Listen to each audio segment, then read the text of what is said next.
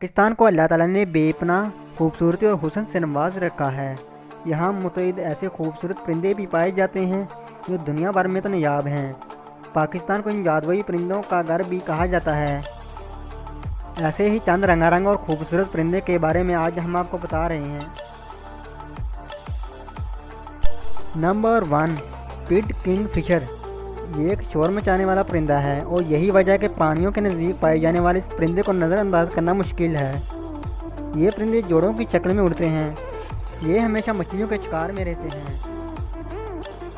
ये खूबसूरत परिंदा हिमालय की चोटियों पर पाया जाता है, लेकिन मौसम सरमा के दौरान हिजरत करके पाकिस्तान आ जाता है।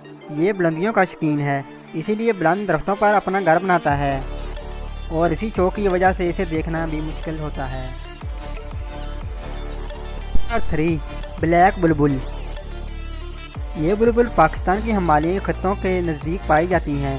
ये अपने शानदार गीत की वजह से जानी जाती हैं। इन परिंदों में से इनकी मादा और नर मिलकर अपना घोंसला तमीर करते हैं और ये अमल ही इनकी जहानत का मुँह बहुत सबूत है।